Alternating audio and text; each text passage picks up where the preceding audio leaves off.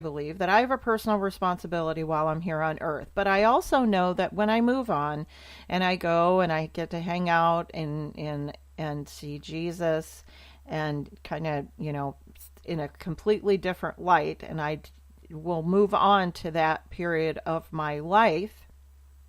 While I'm here, there's something that's supposed to be done.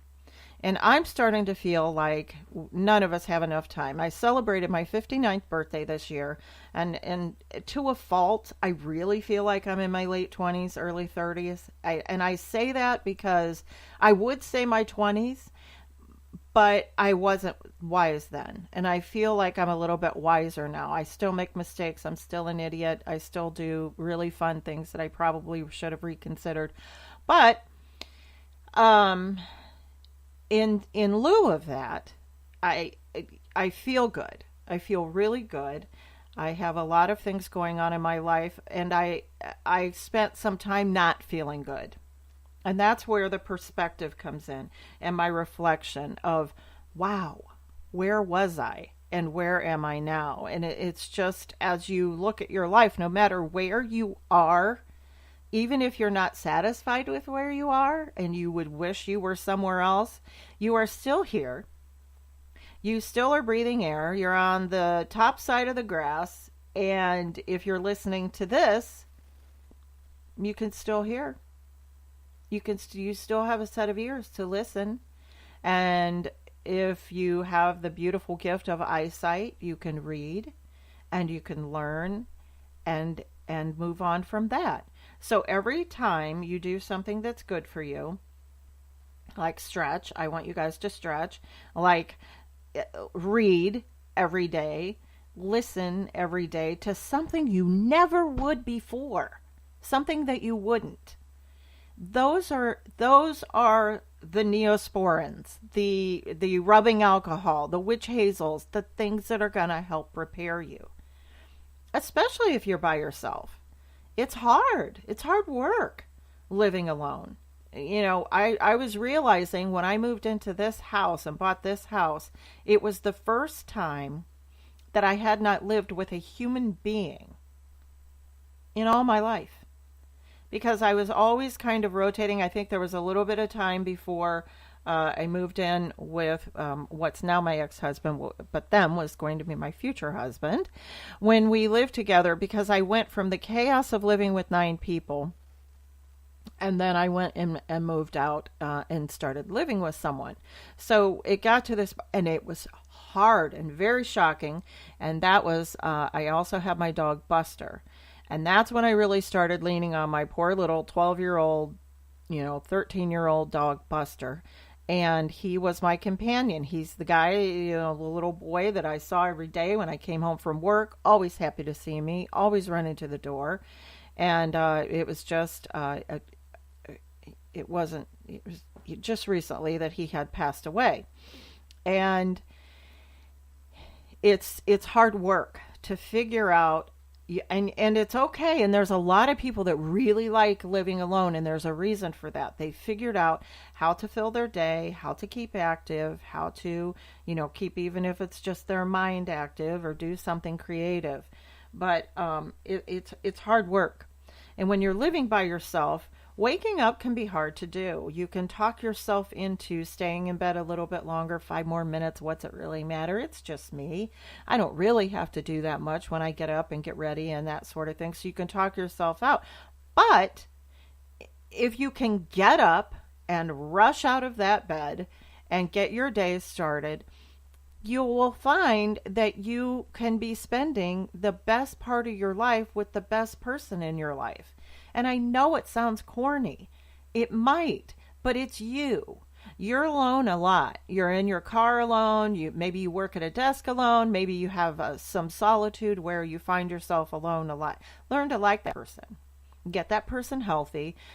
Feed that person, yourself, with really good things, and treat yourself like you would, and make recommendations for yourself like you would your best friend. Now think about that. If you were looking at your best friend living your life, what would you recommend? And I realized something the other day. I saw this really cute little picture of me when I was just a little girl.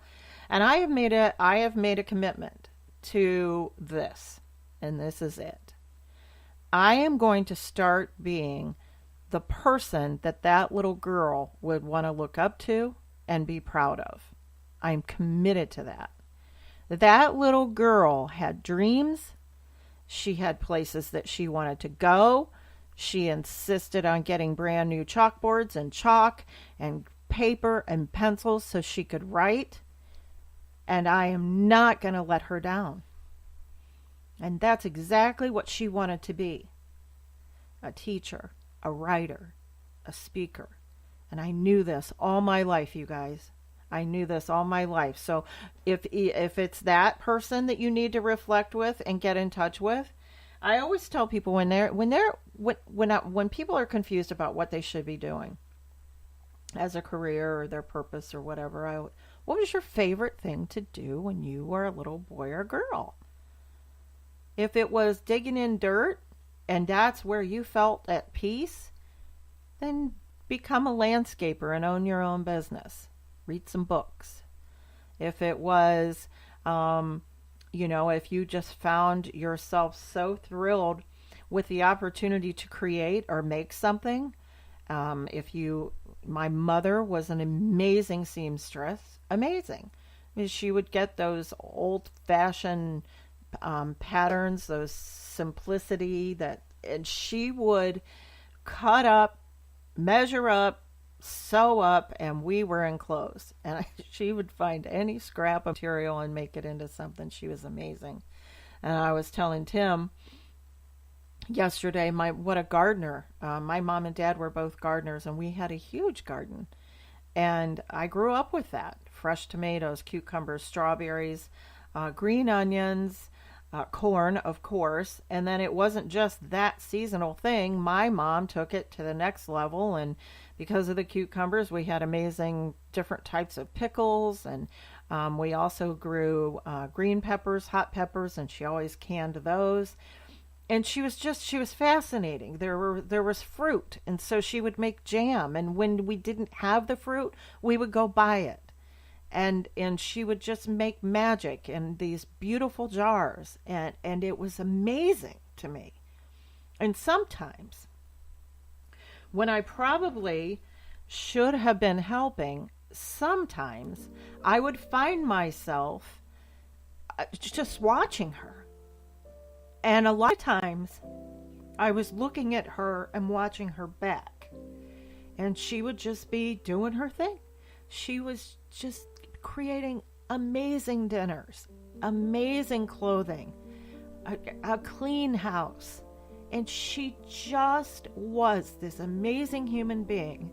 And then there was my dad, her amazing partner, who was the hardest working man I know. He would get up every day, whether he felt like it or not, and he showed up to work.